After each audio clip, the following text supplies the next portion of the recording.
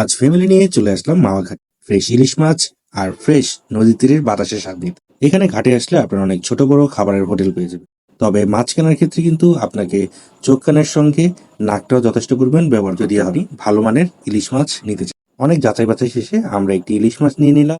এটার ওজন আনুমানিক 800-900 গ্রাম হয়ে থাকে। আর সঙ্গে নিয়ে নিয়েছিলাম দুটি কাঁকড়া। কাঁকড়াটা এখানে যথেষ্ট পরিমাণ ভালো পাওয়া যায় না, তাই আমি সাজেস্ট করবো আপনারা কাঁকড়া না নিবেন।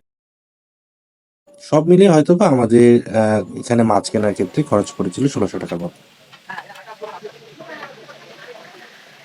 ভাইকে বলেছিলাম যথেষ্ট ভালো পরিমাণে কড়া করে ভেজে দিতে, কারণ কড়া ইলিশ মাছ ভাজা না হলে মাছটা খেতে ভালো লাগে না। সরিষার তেলে যখন মাছটা ছেড়েছিল, সত্যি অনেক সুঘ্রাণ চারিদিকে মোহমোহ করছিল।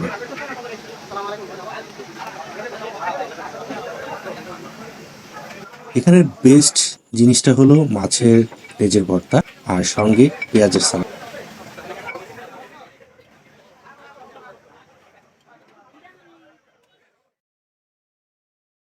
হ্যাঁ, পেঁয়াজের সালাডটি আপনারা ট্রাই করবেন। ট্রাই করে আমাকে জানাবেন পেঁয়াজের সালাডটি আপনাদের কাছে কেমন লেগেছিল। আমাদের মাছটা আলহামদুলিল্লাহ যথেষ্ট ভালো পড়েছিল, যেহেতু অরিজিনাল নদীর ইলিশ। তবে এটা পদ্মার ইলিশ না, মেঘনার ইলিশ ছিল। বাবা আর মেয়ের খুনসুটির মাঝে বিদায় নিচ্ছি আজ। সবাই ভালো থাকবেন।